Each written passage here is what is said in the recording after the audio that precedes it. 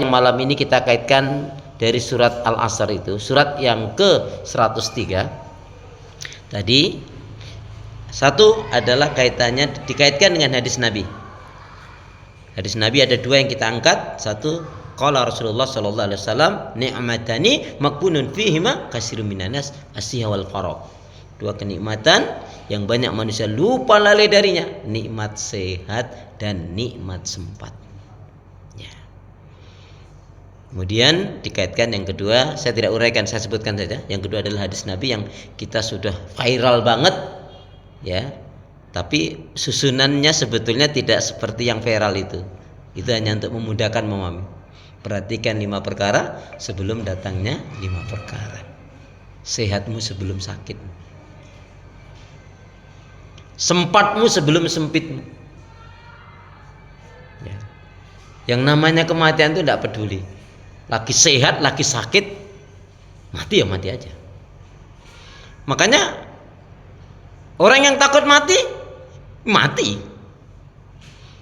Orang yang terlalu berani mati, ya malah cepat matinya. Mati juga. Intinya jangan tertipu dah dengan yang namanya umur, dengan yang namanya kesehatan. Kemudian ketika kamu diberi kemudahan kelapangan rezeki, sebelum jatuhnya kekurangan kemiskinan. Ingat, kita nggak akan pernah jatuh dalam kekurangan kemiskinan kalau kita gemar mengeluarkan zakat, infak, dan sedekah. Ya, jadi sebetulnya bicara rezeki yang sebenarnya itu bukan yang kita miliki.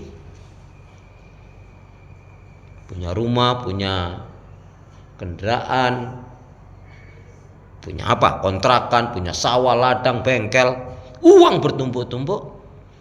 Itu sebetulnya belum dikatakan rezeki kita. Kenapa? Bukan dikatakan milik kita. Kenapa? Karena rezeki yang sebenarnya adalah yang betul-betul kita manfaatkan untuk ibadah. Lah punya villa itu yang menikmati siapa? Ya sing jaga villa. Bos, ini nggak ada banyak duitnya bos. Ya udah kamu pakai aja lah. Yang nempati mana dia? Makanya rezeki yang sebenarnya adalah yang betul-betul kita manfaatkan.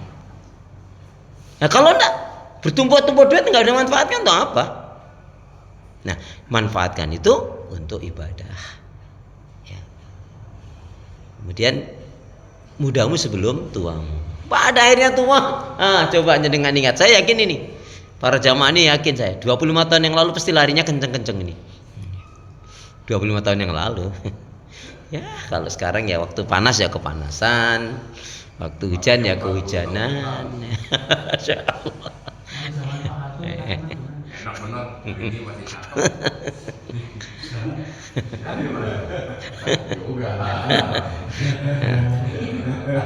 Itu tandanya bersyukur, tuh.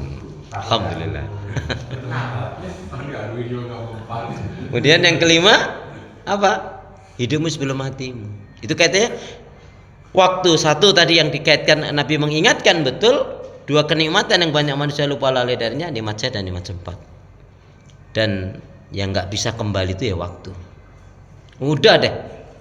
Ya, makanya ada orang bilang sekiranya saya bisa mundur waktu maka saya akan begini-begini. Ya. Ora iso, ora bakal iso. Ya. Nah, saudara seiman, kemudian apa? Ini sebetulnya kaitannya dengan waktu, kaitannya dengan rezeki, kaitannya dengan umur, kaitannya dengan kenikmatan yang Allah berikan kepada kita. Betul enggak kita gunakan untuk ibadah di jalan Allah atau tidak? Ya.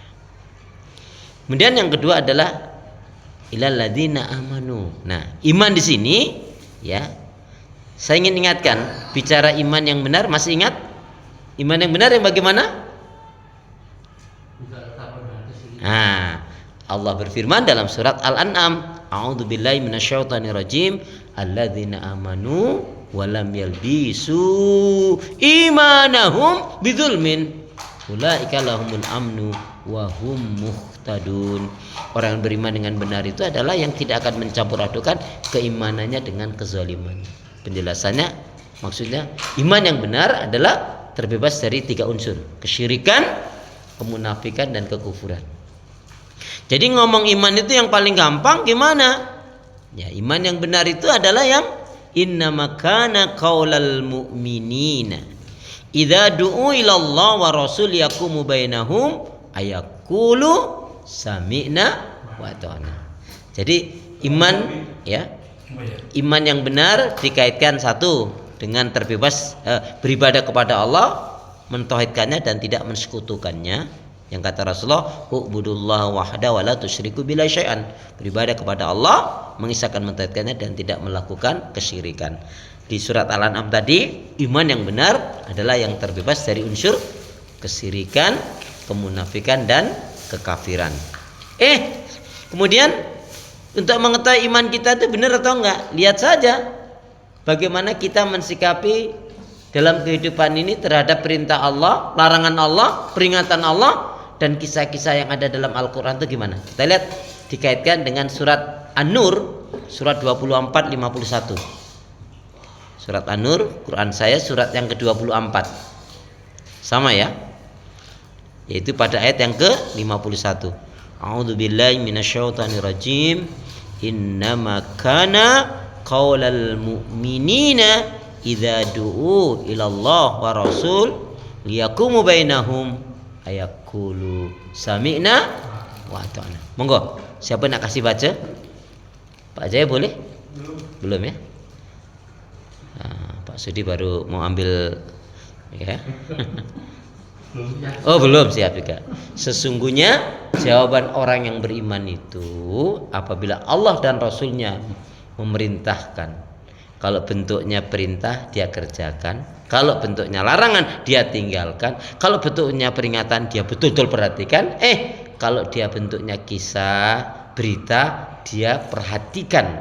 Contohnya kenapa kaum Aika, kaum Samud, kaum Tuba, kaum Madian, umatnya Nabi Nuh, umatnya Nabi Soleh, kenapa mereka dikutuk dilaknat oleh Allah? Ternyata karena kesombongannya, karena ingkarnya, karena memerangi utusan Allah, para nabi dan rasul, bahkan dimusuhi atau ada yang nabinya Allah ada yang dibunuh. Kemudian juga orang-orang terdahulu seperti Allah nyatakan kenapa Abu Lahab dilaknat oleh Allah Subhanahu wa taala, ya karena memerangi Rasulullah dan memerangi Islam. Demikian juga Qarun ya dihancurkan oleh Allah karena kesombongannya. Kesombongannya bukan karena kayanya. Kaya itu hanya penyebabnya saja, tetapi yang menjadikan dia sombong itu adalah karena dia mengatakan ini semua aku dapatkan dari jerih payahku. Bukan, nggak ada sangkut pautnya dengan Allah, kan kurang ajar banget. Jadi meniadakan nikmat pemberian Allah Subhanahu wa taala. Fir'aun dilaknat oleh Allah karena selama 400 tahun dia tidak pernah sakit sekalipun. Puncaknya mengaku dirinya sebagai Tuhan ya. Dan juga Namrud ya. Haman ini dengan bala tentaranya tidak pernah terkalahkan. Jalut, Raja Jalut itu sekti mandraguna loh. Ada yang mengatakan yang kena ludahnya aja meleleh itu, melocot betul itu, diludahin sama Raja Jalut itu, itu mental orang itu coba. Nah tapi apa? Kesombongannya tuh merasa kuat, merasa hebat, tidak ada yang bisa mengalahkan.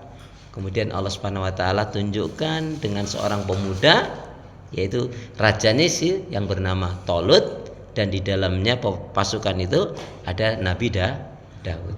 Itu masih muda Nabi Daud itu, umur belasan tahun ya, belum ya belasan tahun. Sementara Jalut ini sudah entah ratusan, entah ribuan orang yang dibunuh, disiksa. Nah intinya ketika iman kita benar, satu, bagaimana mensikapi terhadap perintah Allah. Sami'na wa ata'na. Bentuknya sami'na wa ata'na apa? Menjalankan perintahnya. Kalau bentuknya nahyu larangan, sami'na wa ata'na, dia tinggalkan. Kalau bentuknya peringatan, dia perhatikan betul nih. Karena dalam Al-Quran seperti Allah nyatakan, ya, janganlah hartamu, anakmu, istrimu, ya, itu menjadikan kamu lalai dari Allah Subhanahu wa taala. Itu kan peringatan. Ada ayat yang bentuknya peringatan. A'udzubillahi minasyaitonirrajim di dalam surat Az-Zukhruf ya, surat 43 ayat 36. Wa may ya'shu an dzikri rahman nuqayyid lahu syaitanan fa huwa lahu qarin. Ini bentuknya peringatan dan berita. Enggak ada bentuknya larangan. Surat Az-Zukhruf surat 43 ayat 36. Barang siapa yang berpaling dari pengajaran peringatan Allah Al-Quran, maka Allah akan datangkan syaitan. Yang syaitan itulah yang akan mengombang-ambingkan dalam kesesatan. Makanya seseorang yang selalu berusaha memperbaiki, meningkatkan keimanannya, dia akan ditolong oleh Allah hingga hembusan paling terakhir dalam keadaan Islam dan iman, dalam keadaan taat ibadah, husnul khatimah. Amin ya rabbal alamin. 2 hari yang lalu ya, kalau nggak salah ya, 2 hari yang lalu atau 3 hari yang lalu itu, lupa saya, hari Kamis kemarin kalau nggak salah, yaitu yang di Balikpapan apa Kalimantan lah, yang imam masjid terus ngimamnya assalamualaikum terus mabruk innalillahi wa inna ilaihi raji'un. Ternyata imam masjid ini orangnya baik. Orangnya baik, Masya Allah. Nah itu satu kebahagiaan, kita jadi ingat Ustaz Moko Ginta ya, Moko Ginta atau Mogo Ginta itu yang ya, yang mualaf itu kan ya, yang mau ngisi ceramah di Tangerang kan, maghrib kan, habis adzan maghrib dia pas masuknya itu berbarengan dengan tahiyatul masjid dan qabliyah. Habis sholat atau waktu sholat tuh ambruk meninggal. Jadi belum sempat ceramah. Ya.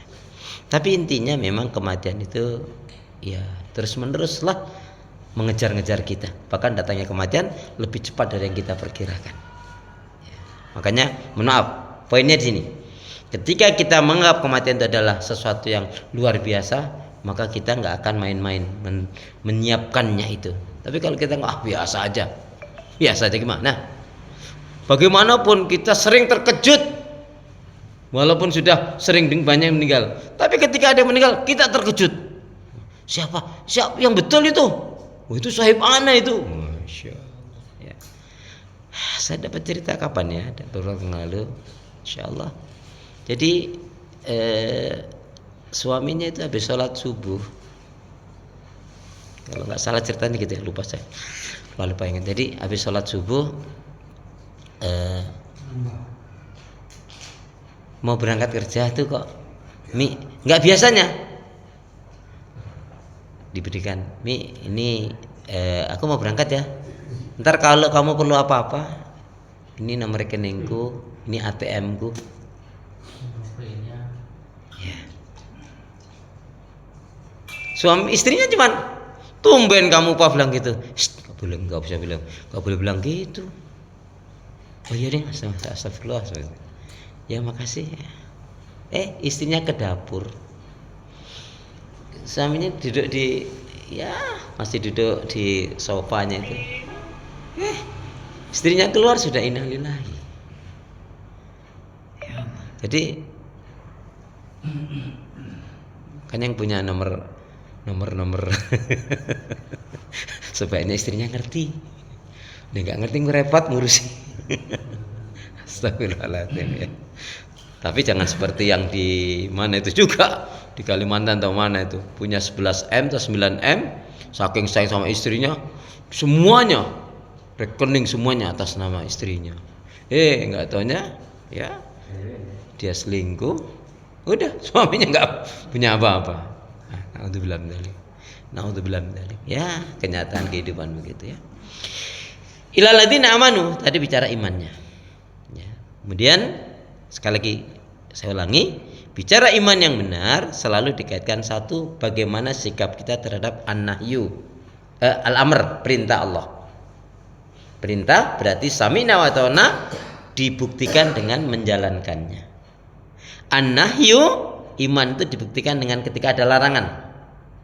Gimana buktinya? Ya meninggalkan, menjauhkan ini larangan Allah. Jangan dipilih-pilih. Wah, kalau larangan yang ini enggak apa-apa, kayaknya enggak apa-apa. Ini enggak apa-apa. Enggak boleh. Ya. Kemudian terhadap peringatan hindari. Kalau terhadap berita-berita, kisah-kisah, jadikan pelajaran dalam kehidupan kita. Kemudian ilal ladzina amanu wa amilus shalihat, artinya apa? Perlunya kita, walaupun kita itu tidak disebutkan di situ, perlunya kita punya orang-orang yang baik, sahabat yang baik. Kenapa? Karena teman sahabat yang baik ini bisa menjadi syafaat bagi diri kita. Amin. Ya. Kemudian dalam kehidupan ini mensikapi, selalu berusaha di atas kebenaran dan bersabar terhadap semua ujian. Itu kuncinya.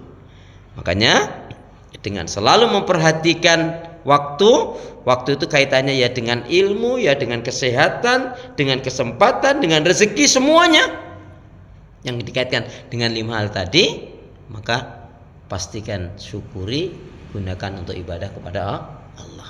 Iman selalu usahakan meningkat, ya. Meningkatnya iman karena kita taat ibadah kepada Allah, turunnya iman karena maksiat dan dosa. Kemudian jangan pernah jauh dari orang-orang yang baik, orang-orang yang soleh, orang-orang yang taat kepada Allah Subhanahu wa taala. Nah, itulah inti pelajaran pada hari ini, semoga bermanfaat buat kita semuanya. Amin ya rabbal alamin.